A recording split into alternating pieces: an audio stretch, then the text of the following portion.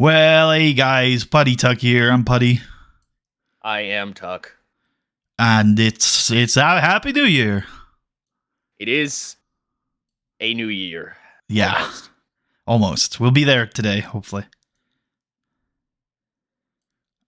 As I try to resize the OBS here. Is anybody off tonight? Nah. Everybody in the pool, get in here. Did you put the venue in the game? I did indeed.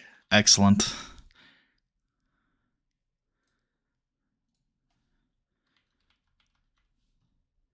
Where is it? Wait, did you accident? Oh, there it is.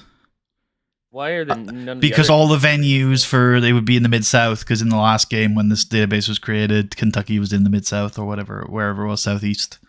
No, it wasn't. I looked it up. It's in the Mid-Atlantic. In the new game. Very well there. No, this is 2020. This is the 2020 map where it's in. Thanks for the subscription, Amelia.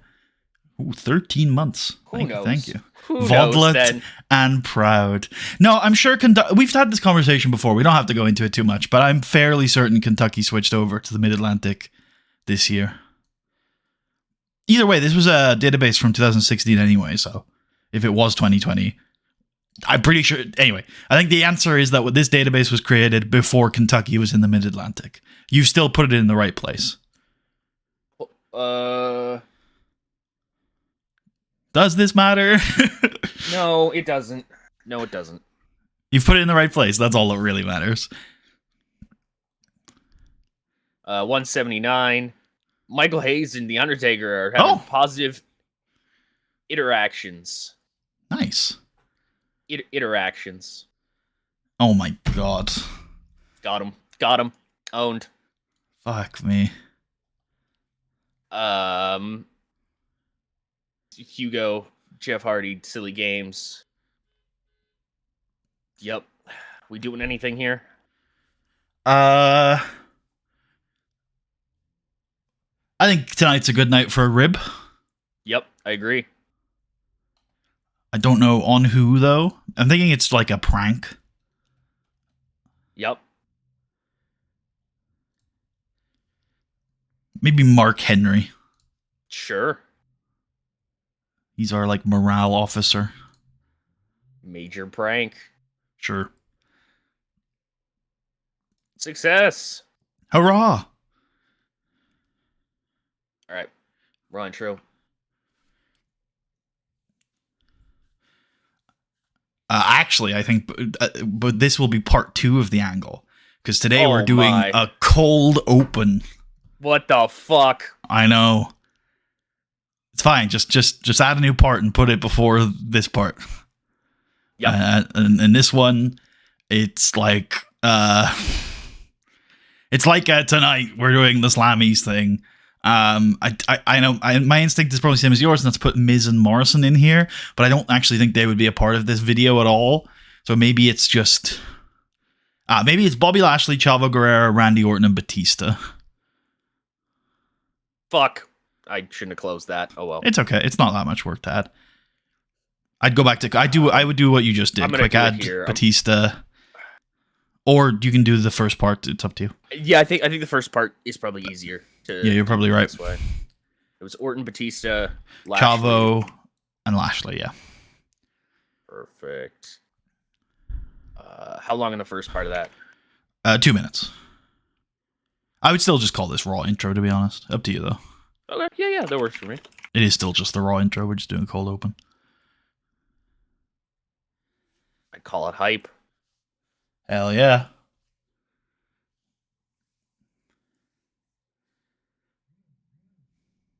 It's not a video, Tucker. I know.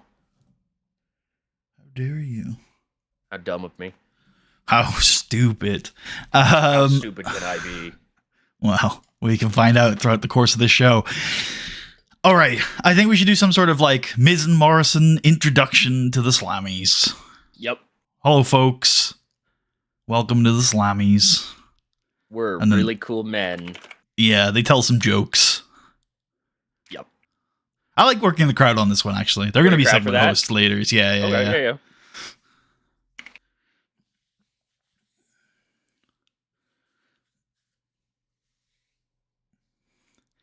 the should be capitalized because it's a proper noun.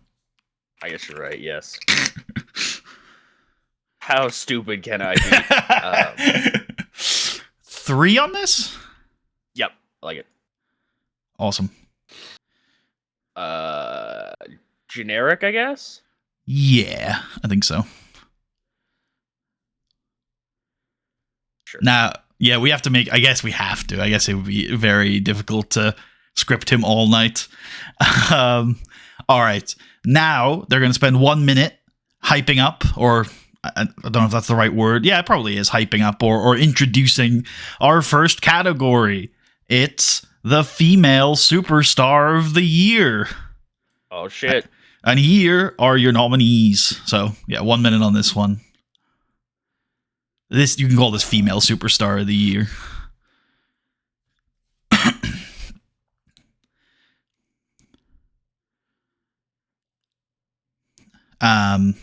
Then part, you can, yeah, I think hype's fine for this. I guess. Yeah, okay. And then we should go through each woman. We should have a 2-minute video package for each woman. Okay. I like it. Or actually, because that's like 8 minutes. Doesn't quite work because 8 minutes is fine, but like we don't have enough segment parts for that. Oh, you're right. Yeah. Okay, we do female superstar of the year intro. Wait, how many? There's 4. How many are there? Yeah, we have enough then. Yeah, but then we'd have to do an acceptance speech and stuff. But we'll do it as 2 angles then, right? Okay. Yeah, we'll do the intro, which is the introduction and the 4 videos, and then we'll do a second part where the winner is announced. We should do it in the order that was on the form. So Melina's first. Did you want all that in part 1 or? Okay, let me explain what I mean. I mean, we're going to do this angle, which is Female Superstar of the Year intro. Part 1 is the hosts, and then the next 4 parts of the videos. We're going to do a second angle where the winner is announced, and then she does an acceptance speech. I understand now. Yeah, you're good? Okay. So it's Melina? Yep.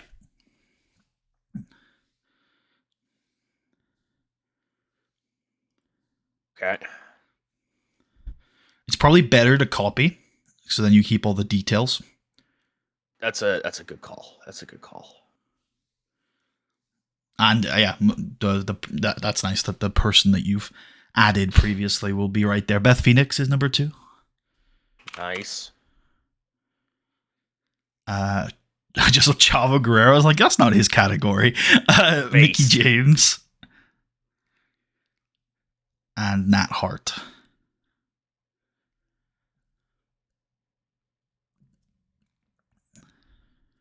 Yep, we good with that? Yep.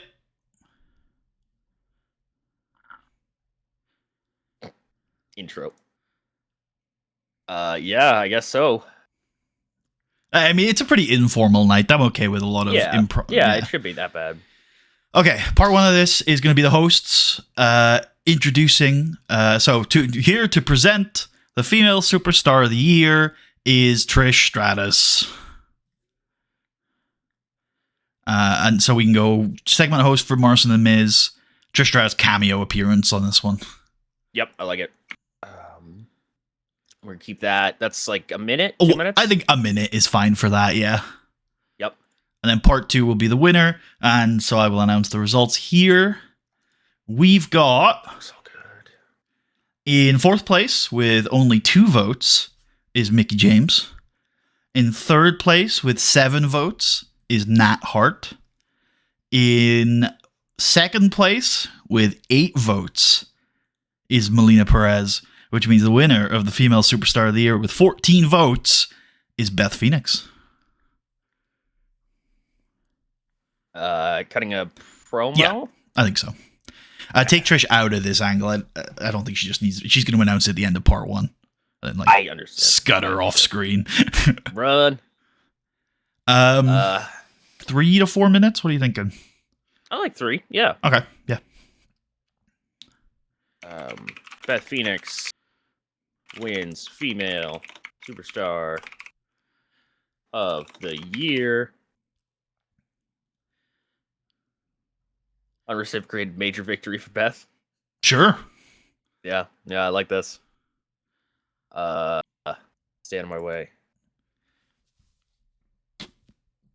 Side note, those are really decent numbers for voting. Well done, guys. No, well, thank you guys. Yeah, we were really happy with the response to the forum. Much appreciated. Yeah, it was really good. Yeah. Let's go. Oh, go ahead. You want to finish that thought? No, I was just gonna say, everything I say still sounds sarcastic.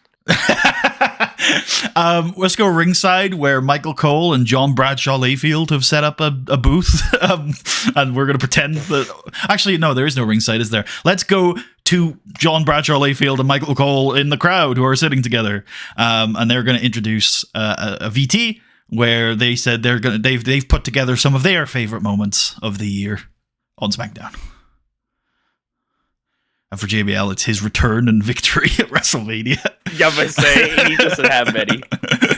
And for Michael Cole, it's probably some cruiserweight action if we're continuing that character note. I like it. So we can go 1 minute on this part, and then a second part where JBL and I guess Rey Mysterio are subject to video. That's based. Cool.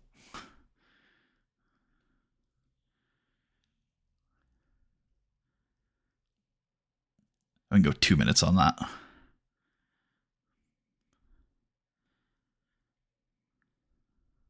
Perfect. We can go back to our hosts who are introducing the next category, Cruiserweight Superstar of the Year.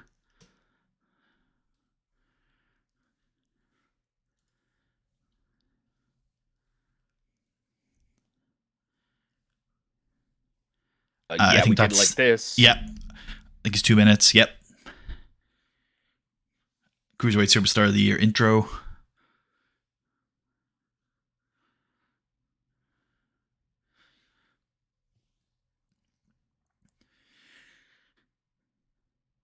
And we do the 4 videos, 2 minutes each. Oh, yeah. Of course.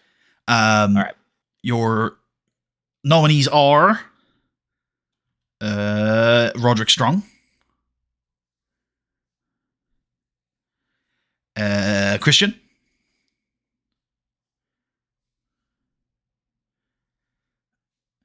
Rey Mysterio, and Evan Bourne. Oh, shit. Hold on. It's okay.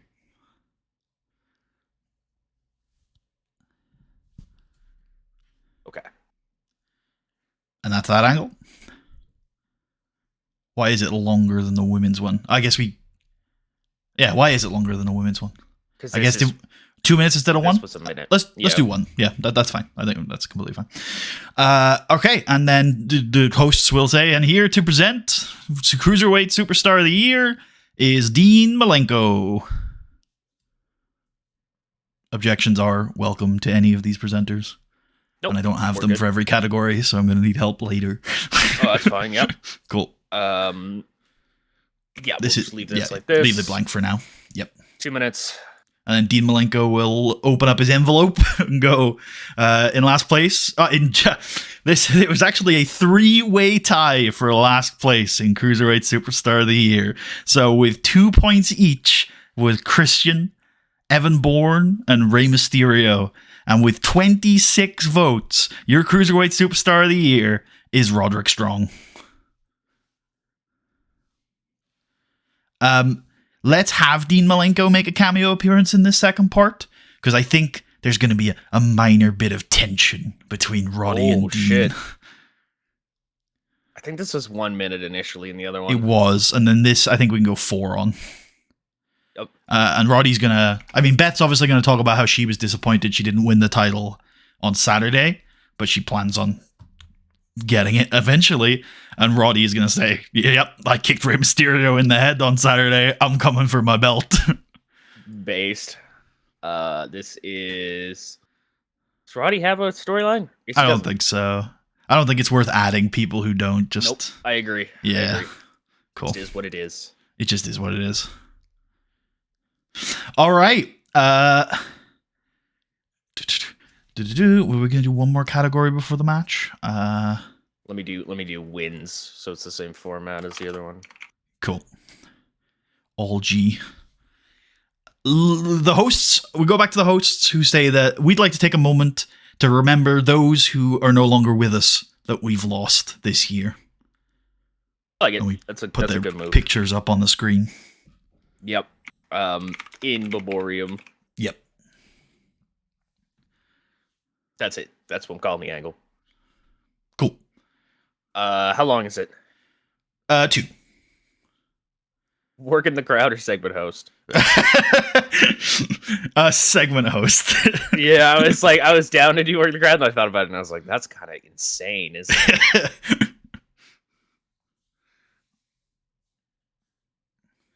Oh, the Miz is still shooting, no matter what.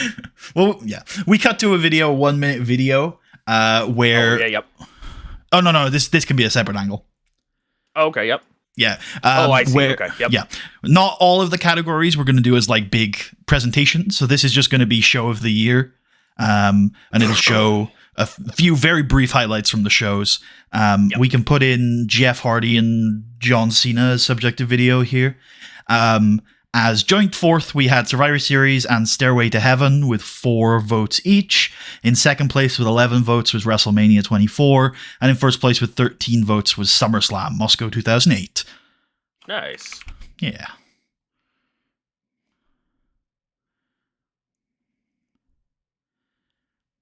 Wins. Ooh. I don't want to spark this conversation because we don't have time for it, but can a show win things? Oh, I know. I'm just as concerned. I'll be honest. Yeah, cool. 1 minute on 2 minutes. It was 2 minutes on this.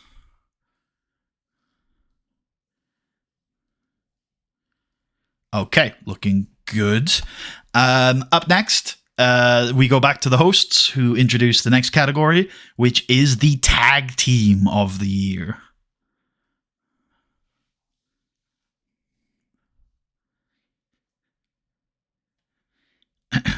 Yeah, they're both like, yeah, I think we know who's going to win this. True.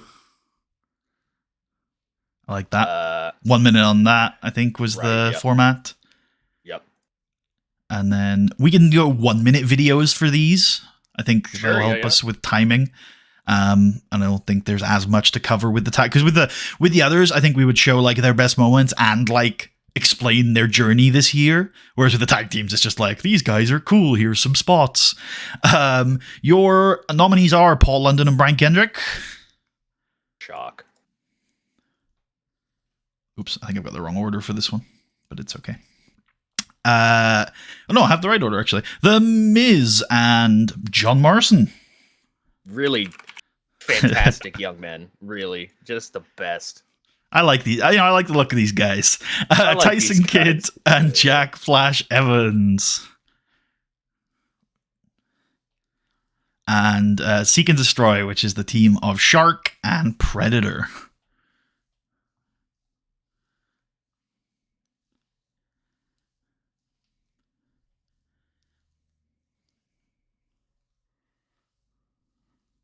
I was going to tell you to go get Bubba Ray Dudley because he is available, but I don't think we had the time when I came up with that idea, unfortunately.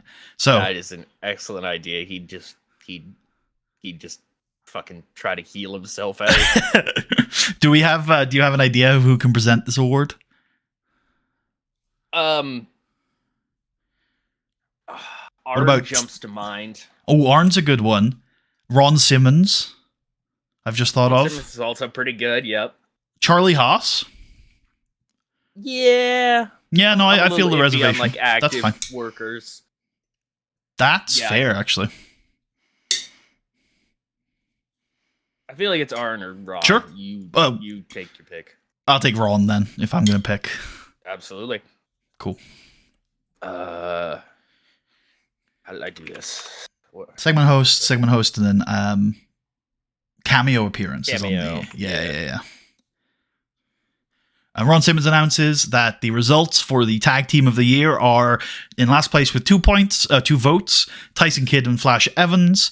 In joint second place with 5 votes, Seek and Destroy and The Miz and John Morrison, which means your tag team of the year with 19 votes is Paul London and Brian Kendrick. looks good. They can get 3 minutes. I don't think they have much to say. They're like, yep, and we want the belts back. Real. We did not beat up that Cuban man. Yeah, that's bullshit. That's a lie. Yeah, Perfect. we've been slandered.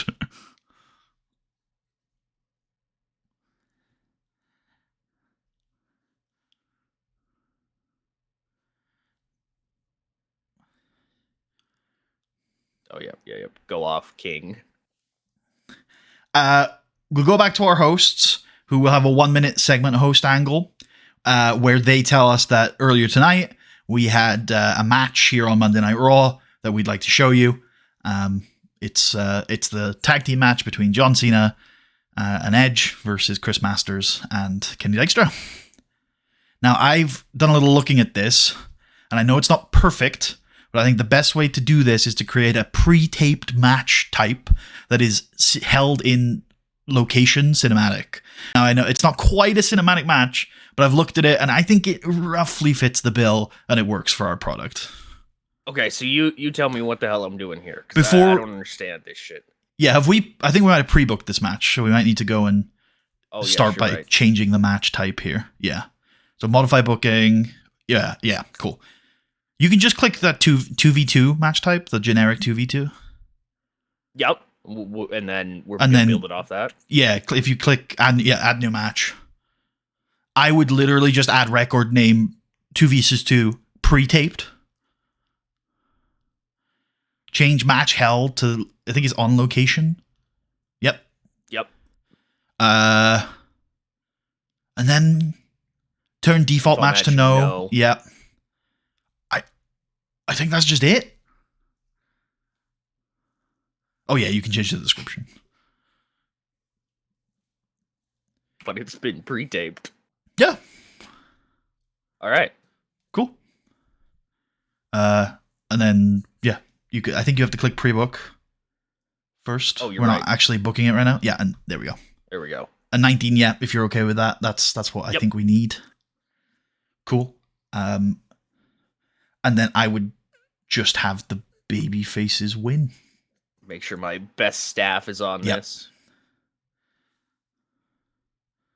John Cena beats Kenny Dykstra. Yep, I like it. Cool. John Cena points at Chris Masters as he's making the cover, and Edge flies into the screen and gives him a spear. Thank you. Let's slow build that. Absolutely. Cool. Oh, and have Mr. Kennedy at ringside.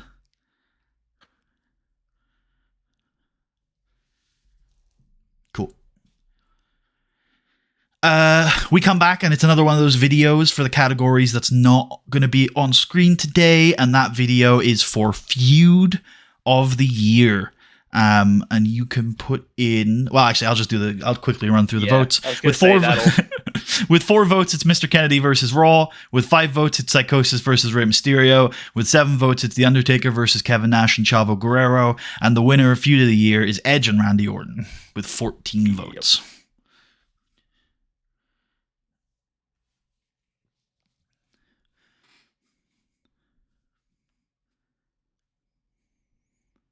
How long is that? I think 3 minutes on that. We'll go into a little. We'll show a lot of key moments from the winning feud for this one. Like, we'll just show the results on screen, and then instead of showing anything from the other 3 feuds, we'll just try and go through the Edge Orton feud. Do we give them both a major victory for that, or? No, I don't think so. It'd just be too tricky. I didn't think so either. Yeah. I agree with it. I agree with it in principle. It's just I think it would be tricky to figure out. Okay. I agree with it for like individual awards. I guess I mean to apply. Yeah. All right. I'm struggling on time here because we've only got 11 minutes left. So I'm thinking the girls and the cruiserweights probably need to cut their yearly recap videos down from 2 to 1. Do you mind doing that for me? Yep. Thanks.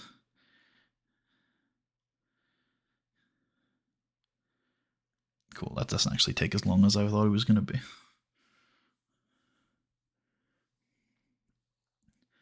And then if that gives us like 18 minutes left, we should be good.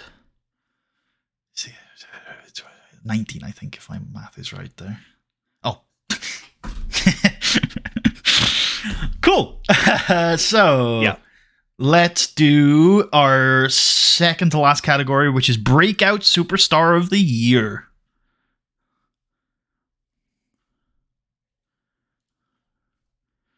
And your nominees. 1 minute on this. And your nominee, and we'll do, let's actually do 1 minute videos for the breakout stars.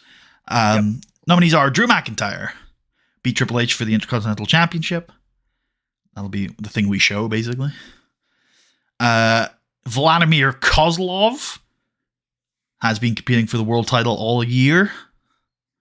Beat Triple H once, I think. This is just the who beat Triple H category. Real.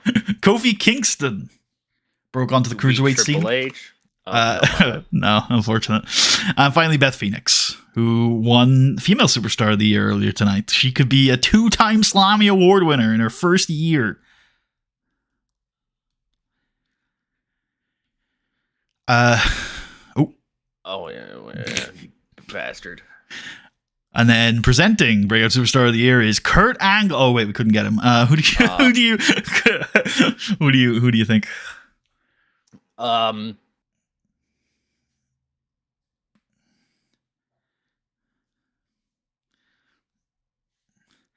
only names I have are active superstars. I don't know how hard your veto is on this. I don't know. I feel pretty strong about that, honestly. All right, I'm gonna need help then. You know what? Trish got one. Yep. Teddy Long. Okay. Sure. Yeah. Yeah. I know. I'm fine with that. Doesn't have to be people who are directly related to the category. I would have done tag team of the year. I should have done tag team of the year, honestly. Oh well. Giving it away to Ron Simmons. Fucking Ron Simmons. Fucking Ron. Teddy Long opens his envelope and says the votes for Breakout Superstar of the Year are as follows. Kofi Kingston with 3 votes. Drew McIntyre and Beth Phoenix tied second with 5 votes each, which means the Breakout Superstar of 2008 is Vladimir Kozlov with 18 votes. Yep. He comes out a little beat up and bandaged and talks about how it's not like a full babyface promo, but he's like, I came here expecting to hate all of you, and I only hate most of you. And I continue to want to destroy America, but I'm enjoying my time here. Crowd starts chanting bass, bass, bass, bass, bass. Cool. That looks good to me. Perfect. He's gonna get to shoot. Our final non-broadcast category is Match of the Year, and the results are as follows. Bobby Lashley versus Chavo Guerrero from SmackDown in July, 1 vote. Jeff Hardy versus Edge from SNME Quarter Century, 7 votes. Edge versus Randy Orton Last Man Standing from Highway to Hell, 11 votes. And your 2008 Match of the Year is the main event of WrestleMania, Chavo Guerrero versus The Undertaker with 13 votes. The Undertaker winning Match of the Year with his WrestleMania match? Shocker.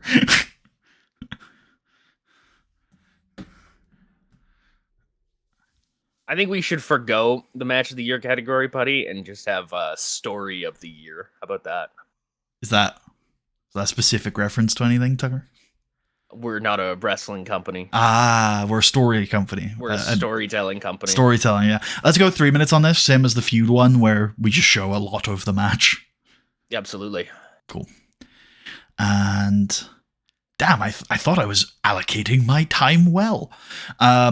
Let's cut a minute off of... Oh, wait. Can we do anything here? Is there any time we can cut? We can cut a minute off of the intro video.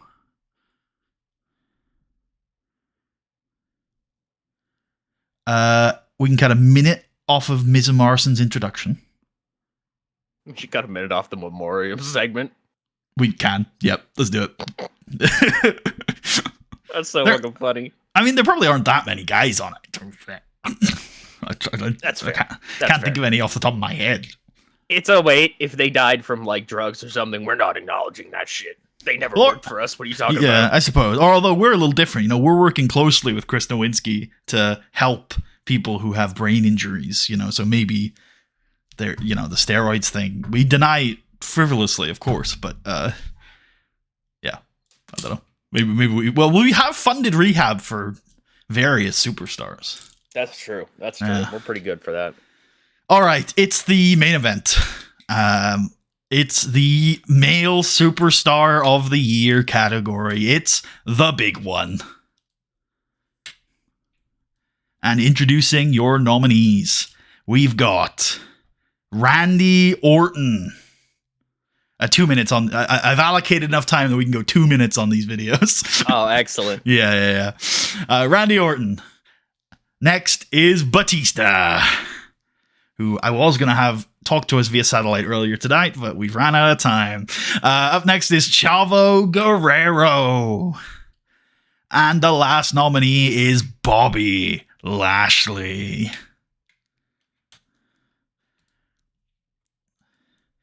Dusty Rhodes? Yep, I love it. Cool.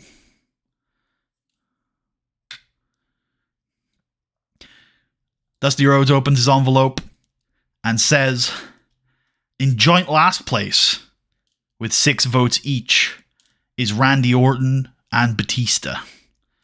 In second place, with 7 votes, is Chavo Guerrero, which means your 2008 Superstar of the Year with 13 votes is Bobby Lashley.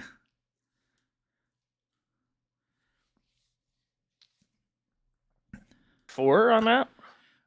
Yeah, and I'll go 3, I think, because I've realized that I haven't allocated the time very well at all. But that's fine. We'll figure it out. Does this man have a story? No, he's not in anything. What's Hidden Secrets? I don't know. Oh, yes. Oh, okay. That's fine. Yeah, no, he's not in anything. That's okay.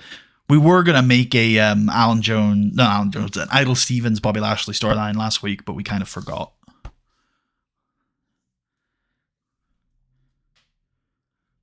I think we should call it Male Superstar of the Year. Sure, that is what I call it on the forum. I think it's more inclusive if we do. Woke is getting out of control, folks. Damn Obama. Yeah, true. Okay, so we need to cut 3 minutes from the angles of this show. We could cut 3 of the 4. We could cut all of the videos for Superstar of the Year and then add a minute to one of the non-broadcast categories like Match of the Year or Feud of the Year. That seems like sensible to me. Or we could use this additional minute to get a via satellite interview with Batista. A single minute where he's just like, I just can't be bothered to be there. Yeah. It's been a great year. I think I should win all of the Slammies because I've... We should unboon. Oh. Yeah, okay. Hold on. Can I say to all the Okay. Sorry. No, it's fine. You're good. I've got new headphones on today because mine broke, and they have this weird thing where when I tap them sometimes it unpauses videos. So I just unpaused the video. Oh, I see. Be a satellite. I don't want to be there. I think you should more go like, this should be a night to celebrate me. And because it isn't, I'm not there. Yeah. It should be about me. There you go. I like that. We can pre-record that. Cool. I can go anywhere. I don't mind. Right before the Superstar of the Year stuff. Sounds good. Monday Night Raw. Kind of. Do we even want to use any ideas for this? I don't think so. Yeah, like we could leave it. Are we good to not spend any? We could spend like 1 or 180. We could probably just leave it though, right? We wouldn't lose that much. No, not that much. It'd be fine. All right, let's leave it. All right. Slammy's Raw. Slammers. You're gonna while you run it, I'm gonna go pee. I can't All right. change the name, can I? No. Okay. No. Yeah. Also, you just moved the window. I moved the window, did You I? did. Can you move it just up slightly? Perfect. Okay. Oh, wonderful. If you, I'm gonna go pee. I'll see you in a bit. You can run the show. I'll just run it. All right, raw intro. Here we are. It's the Slammies. Here they are. They're our hosts. Beth Phoenix wins Female Superstar of the Year. Oh, that's this segment. Yep. SmackDown highlights. Introduce the stuff for the Cruiserweight Wrestler of the Year. It's Roderick Strong. That got the crowd white hot.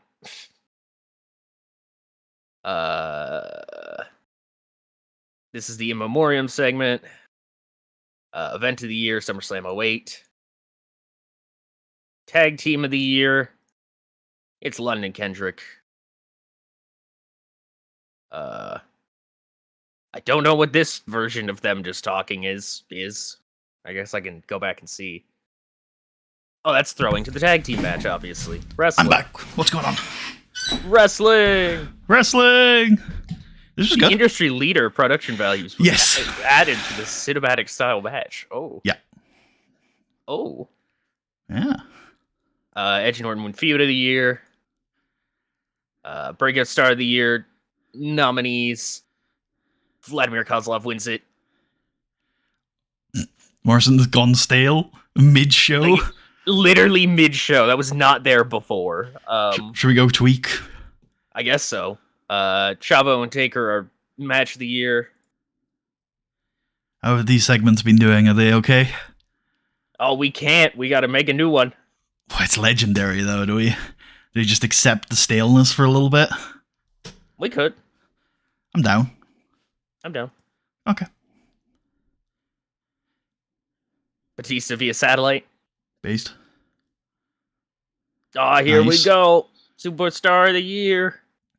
Part 1 did really well here. Holy. It's Bobby Lashley. Hell yeah. And that's Monday Night Raw. Does pretty well. It does pretty well for everything, honestly. Media scrum?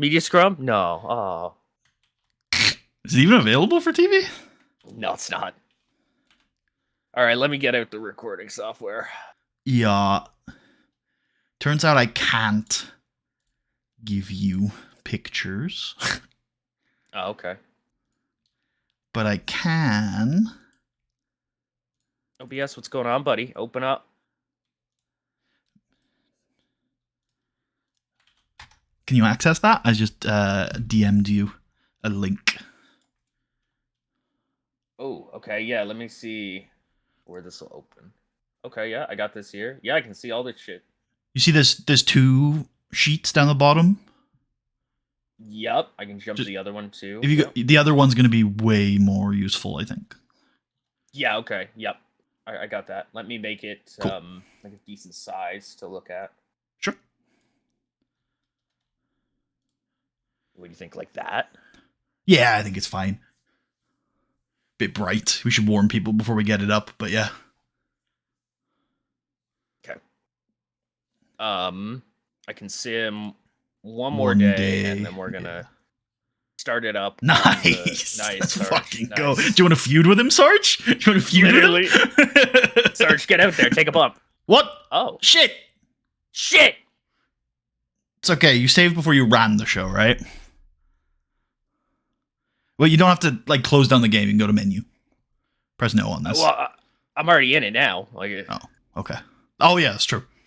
I'm like, oh wait, it's already. Yeah, I'm Anything like, you I would have can't- pressed there. Yeah, you're right. You're right. Would you're have right. fucked us. It's fine. We've at least okay, got we're good, the we're good. the window back. Yeah, just fucking. Oh, we're good. We're good. Oh, we're good. we're even close to the end. That's perfect. We're good. We're good. Oh, thank Yeah. God. Oh, thank God. It went terrible. Bobby Lashley sucks in this version, and it's all bad. You got dinged for that last time, and it got the same rating, so it's fine. Did he get dinged for that last time? I didn't notice. Yeah. It wasn't as bad, but he did. I guess we both went, wait, what the fuck? Oh, fuck. Yeah, and then we remembered. I swear I was going to tell you after the last stream, but I forgot, or it was the stream before I was going to tell you to switch it to Tuesday. Either way, doesn't matter. We're all good. Just have you got your recording stuff set up yet? Okay. Yeah, it's all good over there. All right, cool.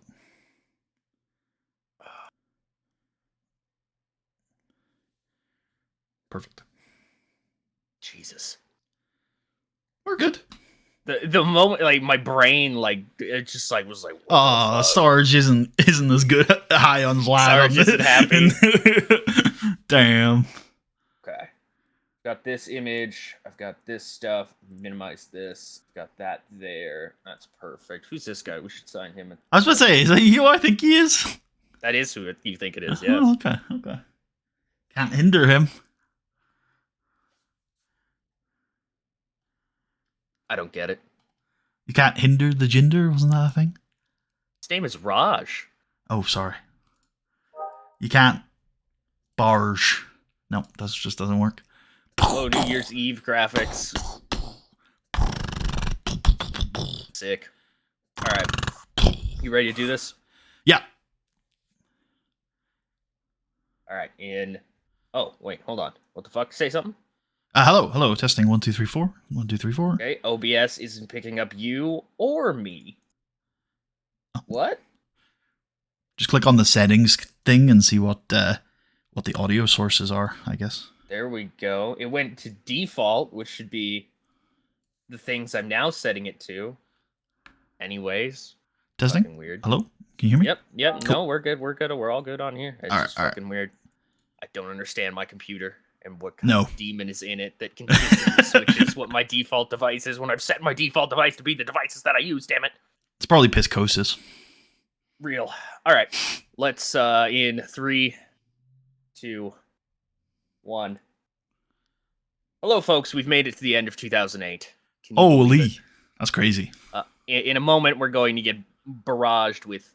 Who's the wrestler of the year? and- Quick. I'm going to say Brock Lesnar. It's going to be. Yeah, it's probably Brock. It's probably Brock. Let's be real. This is a cool picture of Tozawa, by the way. It is a good one. I think that was one that was in there like already. I didn't do anything to that. I'd be surprised if you just randomly got Tozawa a picture. I mean, there was a time. There was a time where I did that for everybody. In the world? Yes. No. Yeah, there was a time. First couple of years, I was keeping up with that, and I kind of But just how? stopped. What scope are we talking about here? Because it's not literally everybody. Was. It just wasn't. It was, yeah. I don't believe you. Okay. Why does Volter have a picture that he has if you did his picture in the first I made year? that picture. I went and I took a picture of him. Oh. Called him up. Yeah, it's Brock. Nice. Yeah, no, I took that picture though. Okay. Okay. I don't. You know what? I'm not going to push this any further. But I don't believe you. Okay, sure. Yeah. You don't have to. Whatever. Yeah, I know what I did. All right. Cool. Cool. Yeah. So Brock wins Wrestler of the Year. Big shock. Female Wrestler of the Year. Any ideas? It might be one of ours. I think we're the only people running women's wrestling anymore. So. Well, I fixed that, but yeah. I told you. I fucking told you. God fucking damn it. No. Nobody knows what the fuck that reference is, which is so funny. No, I think we did mention it on one of the VODs, so maybe one of the VODlets knows. I think this is going to be TNA. This is surely us. Yeah, I thought so. God, what? They've been kicking our ass, man. They've been kicking our ass. I disagree. They got all the flips, boys. They got all of our washouts, and all of our washouts are really good according to the game. That's true. Male Tag Team of the Year. This will be some Japan thing. But say 2 random, like, New Japan guys you barely know of. Yep. Yep. I think they've done it before. They have multiple times. Third time. Yeah. Yeah. Who the fuck are any of them? I don't know what's happening here. Yeah. Okay. Okay. Demolition. Yeah. Yeah. I think that's what they called the Morenos, right? Nice. Yeah. Match of the year. Definitely That's some New Japan. probably New Japan. Yeah, I think we do have some 99s. It's TNA. It's It's Kurt Angle and R-Truth. amazing. The show of the year. Is it TNA? I don't pay attention to any of these online bullshit. It's you know, TNA. I just they're all marks as far as I'm concerned. Who's the male young wrestler of the year? Some Japanese dude. It's Mikey Batts from TNA. Oh, I think I pitched to sign him once. We did, yeah. We were watching him for a while. Female young wrestler of the year. Probably not one of ours, but maybe. No. Tara Charisma, of course. Hold on, let's take a look at this girl. She's PWG available. Oh my god, what the fuck? Okay. She's alright, yeah. Diva Search hasn't officially started yet. Yeah. Okay, I'll think about it. The Queen of Queens. Based. Male veteran wrestler of the year. Some Japanese guy. I might say Taker. Nah. Oh, it's La Parka. Oh, no, sorry, it's LA Park. Is that La Parka? Which one is yes, this? Help. It is. Well. Yeah, okay. Yeah. It is La Parka, yeah. Yeah. It is confusing though. I am aware that there is LA confusion. Park, La Parka. I think there's an LA Parka. Like, yeah. Yeah. Female veteran wrestler of the year. Maybe Victoria, but probably not. Aja Kong, maybe? Maybe. Oh, no, okay. it's Rossi Moreno. Fair what enough. have they been doing? Where are they working? CMLL, probably? AAA. Oh, fair. Male independent wrestler. I have no idea. Oh. I think that's a bit of a stretch, but okay game. He wrestled one indie show this year. Say, guy signed to NXT independent. Should I just expect this to be like Maurice then or something? Like no. Oh. Tracy Brooks of TNA? Yep. She's available though. Her arms are bad. Oh, she's hurt, that's why. It's fine, we don't have to use them.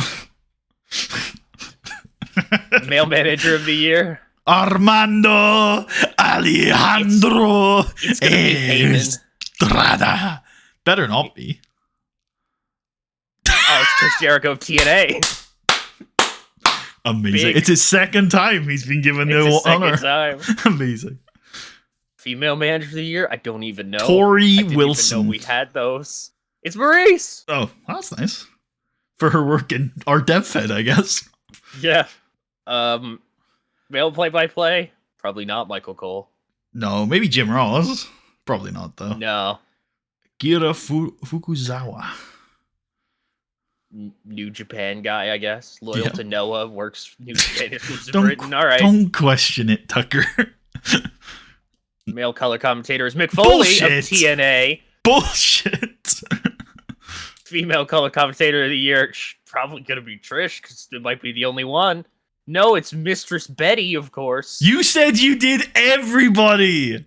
Yeah, I added this picture because I would have Googled Mistress Betty and gotten nothing and been like, I don't know what the fuck that is, so I slapped this on there. Male referee of the year? Is it Earl? It'll be one of our 100 guys. Yeah. Oh, it's Goose. Big Adam. You mean Adam? Yeah. Female ref, we don't have any of those. No. Christina McGraw. Is she available? Yeah. I mean, she's not bad. She's not bad. SmackDown has a vacancy. Yeah, we could. Maybe I'd be halfway down. Let's not hire anyone in this video, but good to Fair enough. good to think about. Power What's this 500? shit? Oh my god, Chris Nowinski can wrestle again. Oh, interesting. It's time. It's time, everybody. Wait, World I think title that run. is that end of the. I seem to vaguely remember end of year awards being added to companies, right? Is that what this email is going to be? Yeah, we have our specific company awards now as well that'll go on. Let's see them. Let's see them indeed. Oh, there they are. Yep. Oh, Yep. Big shock. Big shock there. It's Chavo. That's not what the fans thought. All right. Oh yeah, should we maybe do it like this for what ones we can? Sure. So for our Slammy voting, which we just finished doing the VOD for that one, if you guys want to check that out, that'll be up on the VOD's channel, linked in the description. Whoop. A little bit of I guess I should do that or something. You saw nothing. Bobby Lashley was our superstar of the year according to the fan vote. 32 responses, pretty goddamn good, eh? Yeah, thank you to everybody who participated. It means a lot to us. Absolutely fantastic. Please ignore the illegal NBA streaming link that I have up at the top of the screen. You did not have that was a self-report. I wanted to show the people. Okay, I wanted them to know. Female wrestler of the year. Nice. Not the fans didn't agree, but I think this was your pick for. Actually, should we take this opportunity to talk through each of these and what we think about them? Yeah, we can. All right, let's go back to the male wrestler of the year then. Who did you vote for? Because me and Tucker did respond to this. I voted for Lashley. Yeah, I think I voted for Lashley as well. Yeah. Do you want to talk about? I guess give me like what you think about all four guys and where you think they would sit on this and why. Where I think they would sit on this. You don't have to necessarily give me like a hard ranking, but just like talk me through. Like give me like a summary of your thoughts. I think Bobby had the most sustained success throughout the entire year. Orton obviously had a really high peak in the first quarter of the year, and then kind of, he did the Edge feud stuff, and the Edge feud stuff was really hot and quite good. But I think then he won the US title. Yeah, and then he won the US title. So yeah, Randy Orton's been doing a lot of random bullshit for the past number of months, am I right? Batista, we never see that guy. How was he ever going to win Superstar of the Year? Chavo is tough. If I was voting, well, I guess I should say, obviously, for the Slammies, I was voting in a kayfabe capacity. Okay. I don't know if you were doing the same. I think it was a mixture for me. Okay, because for me, it was all kayfabe. It was all kayfabe, what I thought of how the year has gone. Well, in that case, Chavo is the only person on this list to have won 2 world titles this year. That's true, but like, how long were those reigns? The first one was about 3 months, and then the second one, I think, was about 2 months. Bobby Lashley eats both of those, and Chavo Guerrero, and The Undertaker, and Triple H, and Shawn Michaels. He beat them all. He did. That is true. And for me to like add some non-kayfabe context to that, I definitely had on my mind the Cow Palace show against DX in the Triple Threat, which is one of my favorite shows of the year. The Madison Square Garden show against The Undertaker, which banged. He was in the Scramble. He was in the Chamber. He beat JBL at SummerSlam in Russia. Bobby Lashley had I think you used the word sustained. I think that's probably right. I think Chavo's an interesting one in terms of like calendar year awards, where Chavo's like banger year doesn't go neatly into a calendar year. I think it starts in like summer of 2007 and ends in like summer of 2008. Because I definitely think like some of Chavo's peak is this year, winning the title at the Royal Rumble against Taker and Batista, then main eventing WrestleMania, and then beating The Undertaker in the ladder match just after. Like, all that's big for Chavo. He also fights Undertaker in Russia in Hell in a Cell. He's a big part of the Scramble. He's a big part of the Elimination Chamber. He, obviously, outside of the voting period, he had a match with Shawn last weekend. Yep. Batista's an interesting one because he's the only person this year, or one of the only people in the entire save who's won the world title and the WWE title. And Batista actually did it both this year. Like, Batista started the year as world heavyweight champion, and won the WWE title this year. So it kind of feels weird for Batista his year, because there has been a lot of just hanging around claiming he's a big deal, but he's also backed it up a couple times. Randy Orton is one, I think, who suffers from the fact that the voting is in December, because he, like you said, he had a crazy first half of the year. It beats John Cena at WrestleMania clean. Looks like he's going to be on top of the world until Edge comes back. Yep. And then wins the United States Championship. So it's one of those where when you actually think it through, it's like, man, Randy Orton's had a hell of a year. Yeah, no, so definitely a real good year. Anybody who's not here, do you want to talk about? I guess obviously we could talk about the absence of John Cena. This is the year in review video as well, right? So Yep. Cena obviously had a pretty rough year. Not as bad, I think, as John ever made it out to be. He won the WWE Championship this year. Yeah, he continuously was like, I'm having a really bad year, guys. So it's like, John, you're really not. I mean, maybe it's bad for his standards, but I mean, overall, yeah, for his a lot of wins standards, still. it's important. Well, yeah, lots of wins, but I mean, you're always going to expect that, right? He is just better than most people on the roster. But so for John Cena, it's a really bad year, right? We're talking about, I mean, he did win the Royal Rumble, to be fair, which is another big win. But that was January. Pretty much after that point, it's like he loses at WrestleMania, he loses at SummerSlam. What did he do? He lost the Survivor Series, right? He lost at all of the 3 big shows. That's in true. Title matches. He lost WWE title matches at all 3 of those shows. He lost to Mr. Kennedy at one point. He has had some big losses this year. And where we are right now, he's nowhere near the WWE title. So, yeah. I mean, certainly nowhere near this vote, right? No, I agree. There was a guy who I think we left off this vote that you were umming and ahhing about. Was it Jeff Hardy? Do you want to talk about Jeff a little? It was, yeah. Yeah, I feel like Jeff had... Jeff, I think, probably doesn't make it in on the basis of that kind of sustained success. Yeah. Jeff peaked crazy hard in the spring, summer. Yep. And then kind of once his dream, if you will, was turned into a nightmare. He kind of doesn't know what to do with himself. He's reverting back to type, fighting for the tag team titles. Shame. Who would ever want to do that?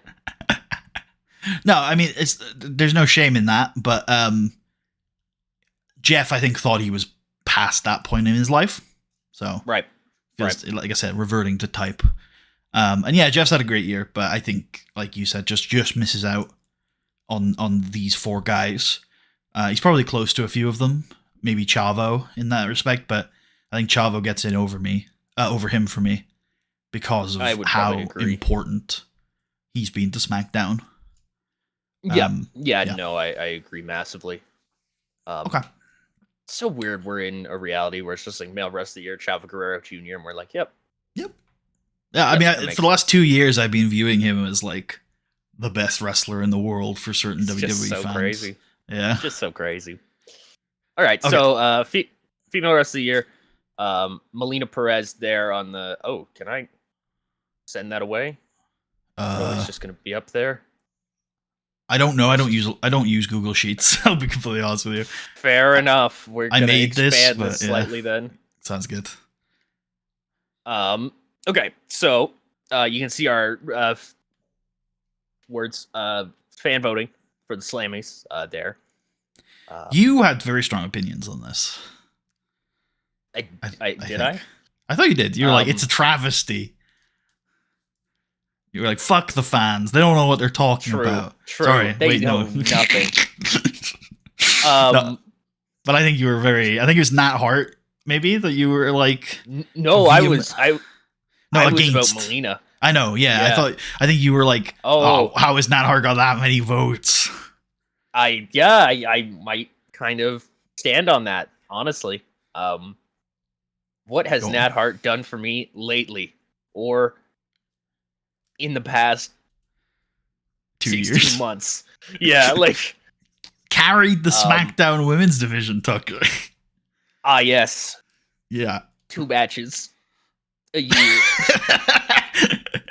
You can't deny that Nat Hart is an icon, right? You know, a legend. It's true. It's Yeah. true. I just think there's no way. I don't know. I just feel like seven votes is high. I said this to Tucker, and I thought it's really cool that she got so many votes, because I think it's very much an apathy thing, where it's like, we know who Nat Hart is, and we think she's cool, and it's like, I'm really glad that you guys think that. I think that's awesome. I think that, and I also think that Nat Hart has done some cool stuff on SmackDown. Just not this year. It was last year, where we had like a decent. I think this year we've kind of dropped the ball on that, and we're picking it back up again with the Diva Search, I think. But yeah, I think Nat had like a good stuff with like the Shelly Morgan and the Dojo stuff. Yep. Yeah, we were. But that was all mostly last year. And that's gone on to do exactly what it was meant to do, which is breathe a little bit of new life into the Raw Women's division. But this year on SmackDown, look, SmackDown's had a lot of setbacks in terms of the women's division as well, right? You know, there's been a few things that aren't necessarily fully within our control, but yeah, I agree with Tucker that Nat. I'm surprised Nat got. I'm not that surprised she got as many votes as she did, because, like I said, I obviously we pushed her really fucking hard, and I'm glad to see that's happened, that's worked. But yeah, I mean, here go positive, Tucker. I mean, talk about Melina. Why you voted for her? So yeah, I'd vote for Melina again. I think it sucks because I just said, well, I voted in kayfabe, and I think about this, and I'm like, I voted for Melina for very non-kayfabe reasons, didn't I? It's fine. Just leave that principle at the door and just say what you feel. I feel like Melina consistently was the most fun to book, the easiest to book. She could have a problem with anybody for really any reason, and she'd pull it off. In the ring, she's probably... Yeah, no, she'd be tied probably for like the best women's wrestler on Raw. Yeah, I think she is the division at this point. Yeah, I think last year, she really came into her own as like a powerful character who was getting really over, who was holding her own in various stories. I think one of my favorite things we've done in this series is the fact that we spent pretty much 6 years, pretty much 6 months with Triple H and Melina being a high profile feud on Raw, and it was good. Yep. And we somehow stuck the landing. I really, really enjoyed that. And that was obviously all last year. And this year she's sort of crystallized into an established character that we don't need to necessarily develop. She's just like, she is a bitchy, mean woman who is good at wrestling and will do anything to win. And we haven't needed necessarily to have her go and feud with Triple H. She can carry feuds on her own, like you said, like have a problem with anyone. We had the faction war stuff this year. And then she wasn't really meant to win the women's title. Beth was going to have like this record-breaking run with the belt, and then we were around the summer, and it just sort of all fell into place, and it was like, no, this will be better if Melina gets a run here. And the run's been great. Like, the run was really good, I felt like, and now it's even propelled her to a spot in this Diva Search angle, and that could I mean, we don't know how that's going to go yet, but that could propel her even further. So I kind of agree with you. She's been a lot of fun to book. She's a great example of like natural progression of a character, and she's been great. Do you have anything? Because the fans overwhelmingly thought Beth Phoenix was the female superstar of the year. I've got some things I can say about her, but do you want to explain why you think that vote went the way it did, and how you feel about Beth Phoenix?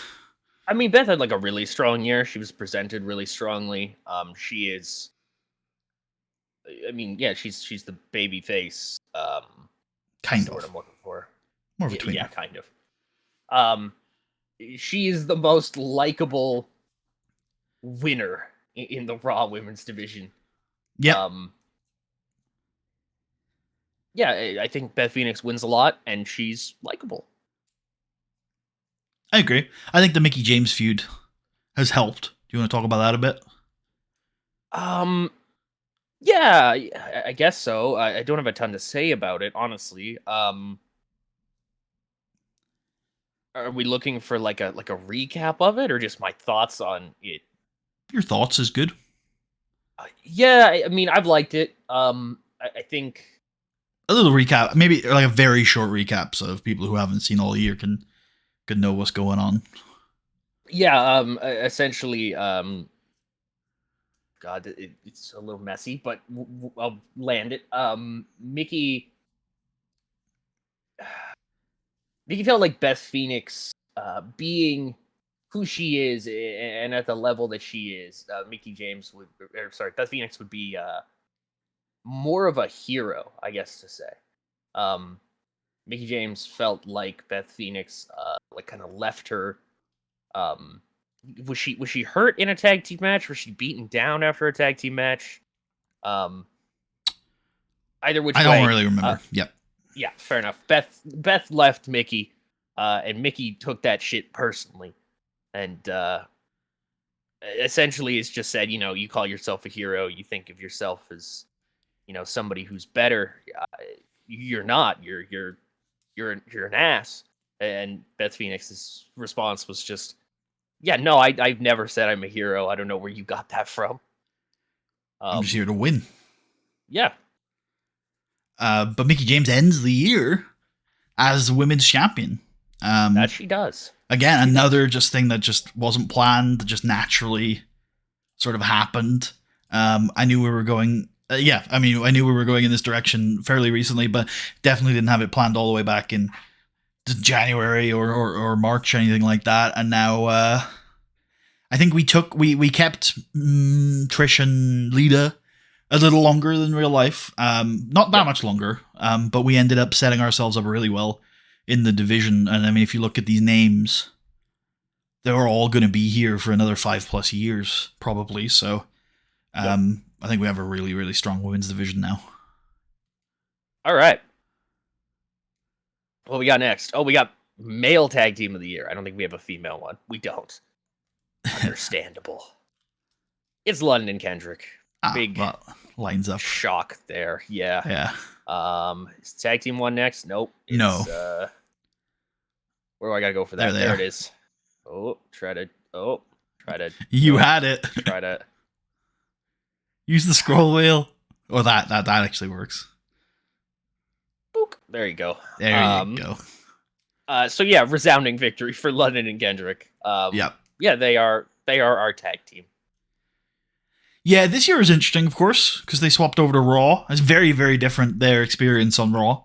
Because on SmackDown, obviously, they just held the belts forever. On Raw, it's not gone like that. What do you think? I think it's been really good. I think this is good.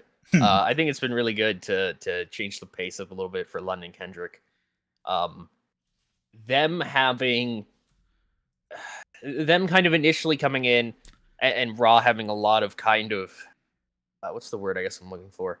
Mid-tier tag teams for them to kind of both work with and try to elevate a little bit, and also to hold the belts because nobody else could.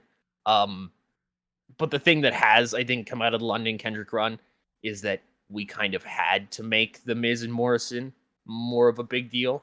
Yeah, probably. And obviously, the John Morrison character stuff has gone a ways for that. But I really think Miz and Morrison having the 5 votes from the fans that they have, and even in general, the 2 tag team title reigns that they did have this year. Still ongoing, really I think, one of them. Is it? I think London Kendrick won it back. No, I think Miz and Morrison defended against the Hardys on Eclipse. You're right. Yeah. You're right. Who knows where the belts are anymore? That's fair. We've been doing this too long. Do you think that is indicative that they're not as important necessarily as they would be with like a long historic reign that you. I know. Look, not to say like I know you forget things all the time, but like no, that's fine. Yeah. yeah. But like, do you not think that that's a? I mean, I'm not saying that this is my point. I'm just asking you the question. Do you think that is indicative that they're a little bit forgetful because we've been hot swapping them so much? I think maybe there's a little bit to that. I think also I just assume it's on London and Kendrick, and if it's That's not fair. on London and Kendrick, I go, well, that's weird. And I feel like most of the fans would do the exact same thing. They'd be like, oh, that's weird. What bullshit happened there? And if you London think about it, Kendrick didn't just lose. they haven't had as many reigns as you might think either. It's still just 4, I think. Yep. Which is a lot. Don't get me wrong, but in real life WWE, if they liked the tag team as much as we like these guys, they'd be on at least like 6 by now, I think. Oh, easily. Yeah.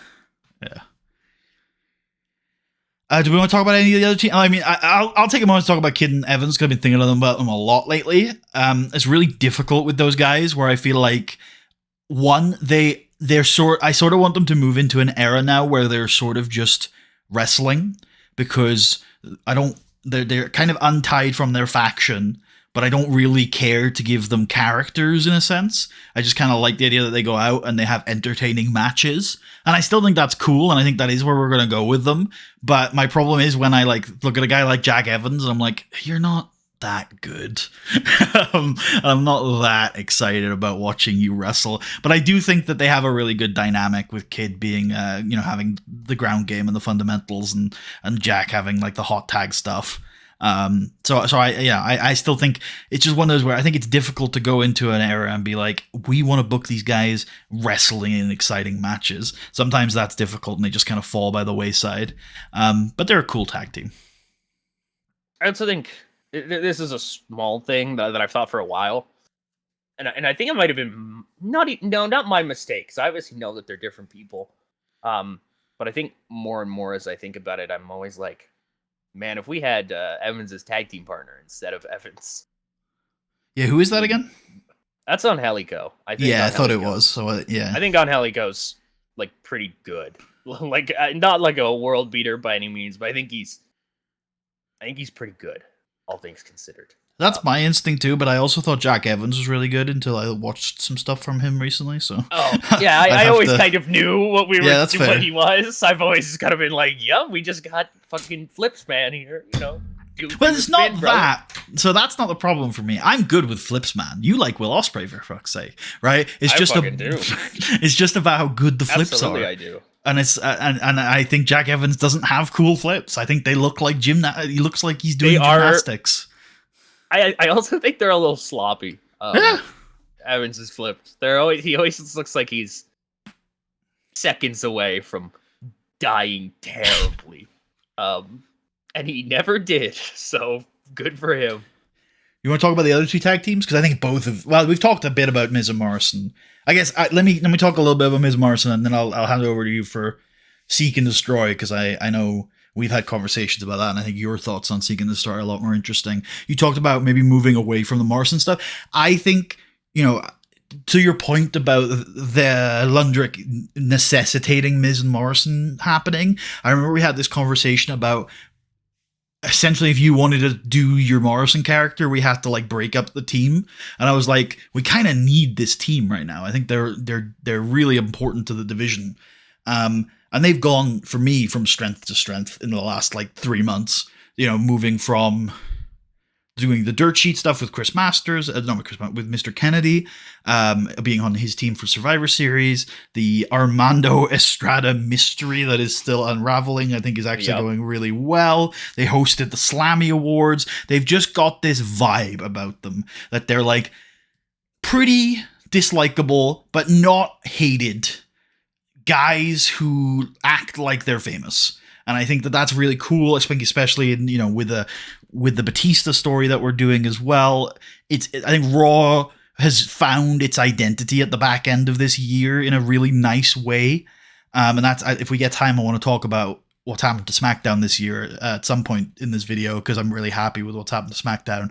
But Raw, I think, had a little bit of like, there's really good stuff going on here and there, and yeah, but it's not really has an identity. But I think towards the back end of the year, with the heels from the mid card stepping up and becoming really interesting characters, in my opinion, Raw's had a big identity shift, and I think it's been really, really good for the show. And I think Miz and Morrison are a great example of that. They're like one of the main event acts. They're the tag team champions, and I think that they're a really positive influence on the show.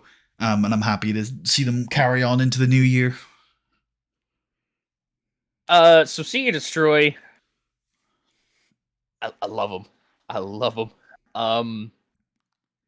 So somewhere along the way in the pitch for Seek and Destroy, I let it get very Legion of Doom heavy. That's what I thought we were going for, yeah.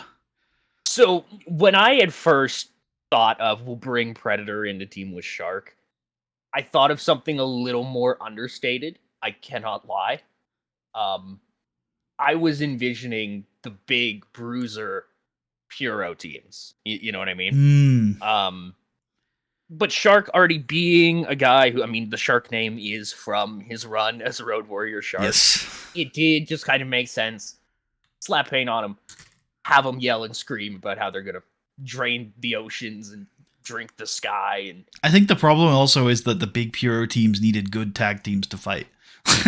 They did. They did. Yeah. Yeah, I think something that Putty has mentioned before as well is, well, I don't know. What do you want me to say about that? Anything, or? I don't know what you're referring to, but I'm sure I'm fine with whatever you want to say. Okay, Putty has had trepidation over the interest level, I guess, in Seek and Destroy. Yeah. It's fair. They don't do a ton. They yell and they beat people up. No, I think it's important to note that I didn't have a problem with that. My problem was when we would go multiple weeks without them yelling or beating people up. Right. Yeah. And that's, I think you kind of have nailed some of that. With the problem might be that SmackDown doesn't have a ton of people for them to beat up.